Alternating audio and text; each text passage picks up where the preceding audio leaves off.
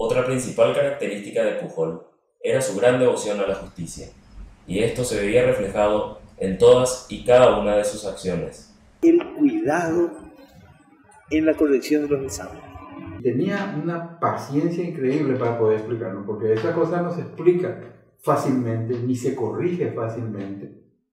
Cuando se corrige un examen de geometría, y me tocó en la vida corregir mucho, no solo hay que ver lo que escribió, sino lo que quiso escribir. De repente estaba muy bien lo que quiso escribir, pero no estaba reflejado en eso.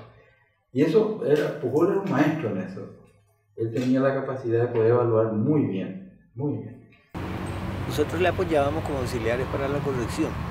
Lo increíble, él siempre era el último en corregir, digamos. Corregíamos nosotros por decir el tema 1, el 2, otro auxiliar y él el 3. ¿Ya? Mientras él corregía el 3, él ya miraba lo que nosotros habíamos hecho.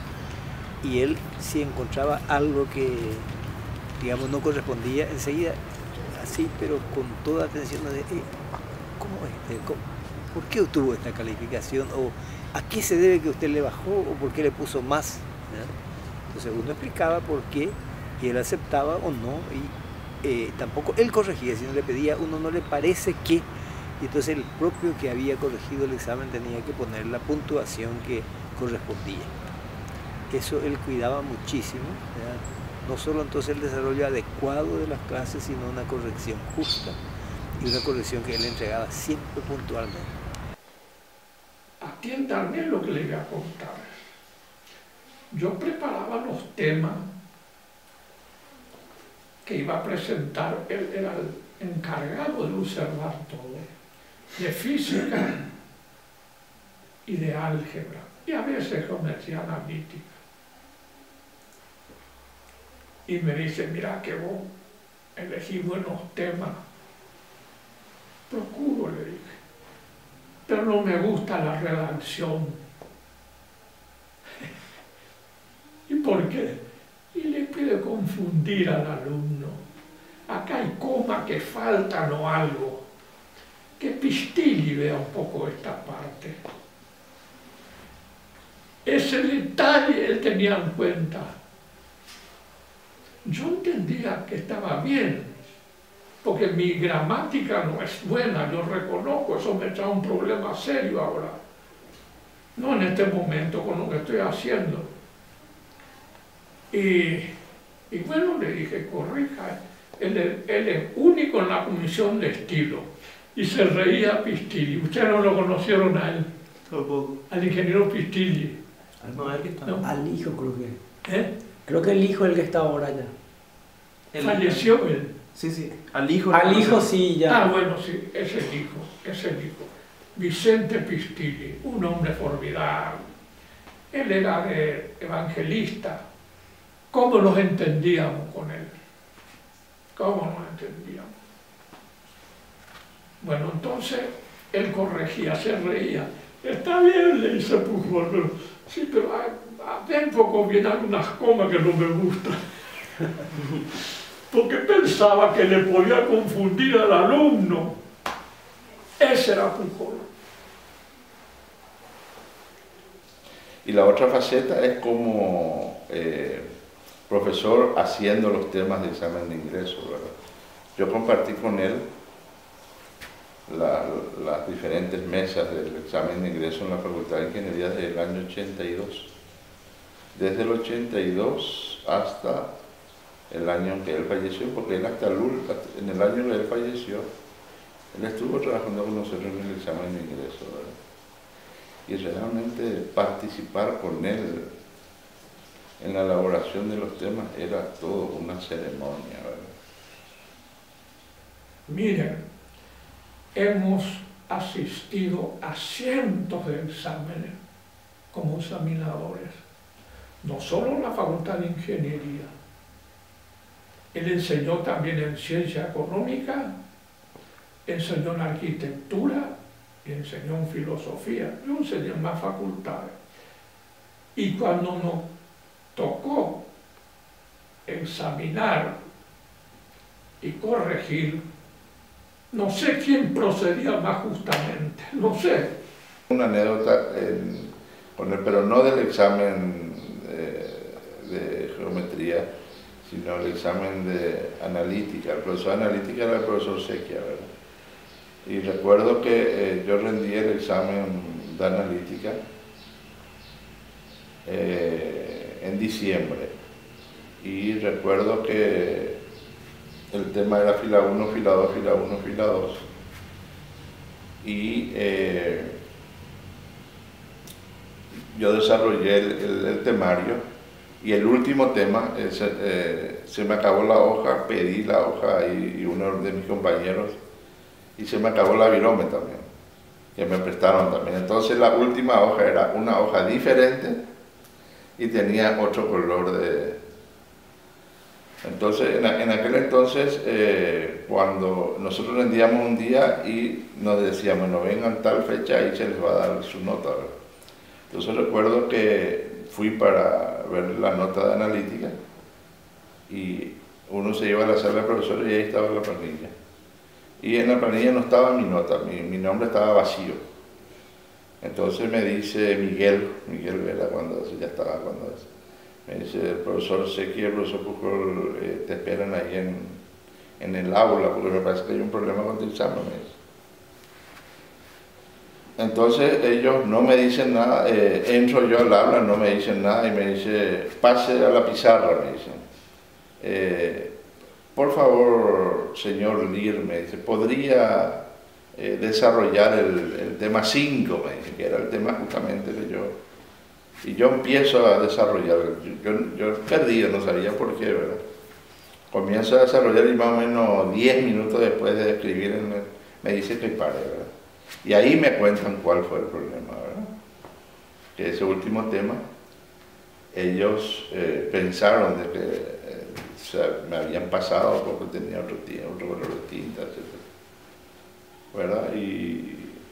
O sea, que prácticamente ellos verificaron si realmente yo había hecho el último tema, ¿verdad? Hasta la última cuestión para poner la nota. Y cuando nos tocaba ser integrante de una comisión dictaminadora, no les cuento, el espíritu de justicia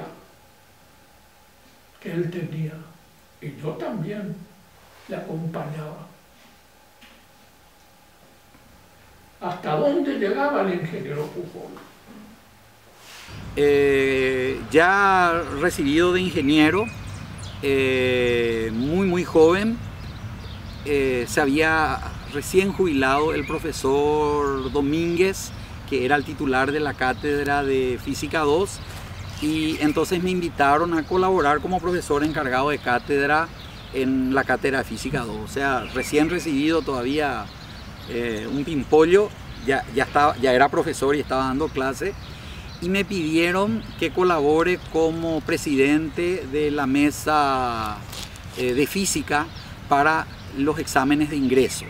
En aquella época los exámenes de ingresos eran multitudinarios, había 800 alumnos, 1000 alumnos en un examen de ingreso, pero como era muy jovencito, el decano le pidió al ingeniero Pujol que él actúe de asesor de todo el proceso de preparación de los exámenes de ingreso. Entonces recuerdo que tuvimos una reunión y le pregunté al ingeniero Pujol si quería que yo prepare temas, cómo quería que haga, y me dijo, no quiero que prepares nada, no quiero que escribas nada, no quiero que haya ningún rastro de lo que pueda haber en un examen de ingreso. Quiero que vengas a mi casa a las 4 de la mañana para poder estar 4:30, 5 a más tardar en la facultad, y ahí vamos a hacer los temas en la sala del decano para que no haya ninguna posibilidad de que ningún tema pueda haberse preparado antes o se pueda haber pasado a otro alumno. Y había una ceremonia que se hacía, que lo hacía con su amigo del alma, el profesor Sequia, ¿verdad? Nosotros preparábamos los temas de ingreso. Nos despertamos a las 3 de la mañana, yo casi no dormía, y teníamos una clave. A las 3:30 él me llamaba por teléfono. Yo ya me levantaba a las 3, me preparaba mi café con leche, etc. Y tenía el teléfono en la mano. A las 3:30 en punto, sonaba el teléfono, agarraba, todo listo, le decía. Eso ya era el santo y seña, quedaba tranquilo. Porque me venía a buscar a mí con la camioneta a la facultad, después de buscarle a Pistilli. Pues yo me iba acá a las 3:30, llegaba ya a las 4 y él me estaba esperando. Llego ahí y se sube él y empezamos a hacer el otro recorrido. Sequia. Primero me iba con Sequia. Paul, Pistilli, y de venida veníamos por Brunetti. Y siempre veníamos por ahí, por esa zona. Y él tenía que darme el lugar, no se olvida nunca nada. Y él le dirigía a Plutarco Díaz por donde tenía que ir. Tenía su camino, exactamente, para que vea cómo ya así era. Y no podía irse a una velocidad mayor que la... Él tenía su... Entonces veníamos a las 4, se elaboraban los temas y el profesor no dejaba que nadie abandone la sala del recinto donde se hacían los temas. Recuerdo que una vez estábamos haciendo los temas del examen de ingreso y cuando eso todavía no existía el celular, ¿verdad? En la década del 80, por ahí. Entonces me avisan, entré a la secretaría al recinto donde estábamos haciendo los temas y me dice, tiene una llamada, ingeniero. Entonces yo salgo y me voy para tomar la llamada y él sale detrás mío y se para detrás mío mientras yo estaba hablando por teléfono, ¿verdad? O sea que realmente con él no solamente se tenía que ser, sino que parecer también, ¿verdad? Y así él era, justamente por el tema de la seguridad, el tema de la confidencialidad del temario, ¿verdad? Y él personalmente, ¿verdad?, se encargaba, en aquel entonces como no había todavía fotocopiadora y era todo con stencil, ¿verdad? Famoso mimeógrafo que le llamaban. Y él era el encargado de tipear en la máquina de escribir, ¿verdad? Y los símbolos, él tenía su estilete y él lo hacía personalmente, ¿verdad? Y cuando, por ejemplo, era en la época del examen de ingreso allá sobre España todavía, nosotros elaborábamos los temas en el decanato, ¿verdad? Pero el mimeógrafo estaba en la terraza del edificio, ¿verdad? O sea, nosotros estábamos en planta baja, después estaba el primer piso, segundo piso y la terraza, ¿verdad? Hasta ahí teníamos que subirnos para... Entonces terminábamos de hacer el mimeógrafo del temario, ¿verdad? El profesor Pujol hacía todos los agregados de los símbolos que tenía que hacer. Entonces le tenía que pasar al profesor Sequia. El profesor Sequia miraba y decía, imprímase. Esa era la orden para ir a él. Y ahí subíamos, ¿verdad? Los que estábamos en el temario, subíamos los 3 niveles para hacerla, y era toda una ceremonia. Porque realmente en esa época el mimeógrafo, como se queda la matriz por el cilindro, él se quedaba y limpiaba todo el cilindro con la tinta de tal manera que el del mimeógrafo no pudiera volver a pasar una hoja después que nosotros salgamos y que se pueda filtrar el tema, ¿verdad? No, realmente los cuidados que él tomaba eran al máximo y único, ¿verdad? Por eso que te digo de que todas esas pequeñas cositas que uno fue viendo de parte de su carácter, de su personalidad, se te queda, ¿verdad? Realmente.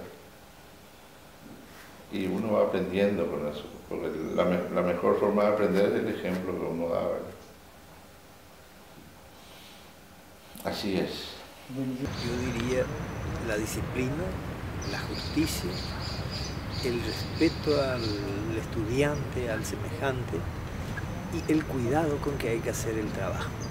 El apostolado que él hizo de la docencia, a nosotros que tuvimos la suerte de estar con él, aprendimos con él con qué responsabilidad hay que llevar, lo mucho que se juega en un examen un alumno, que el hecho de que se aplace o apruebe con la calificación inadecuada, el significado de eso, ¿verdad?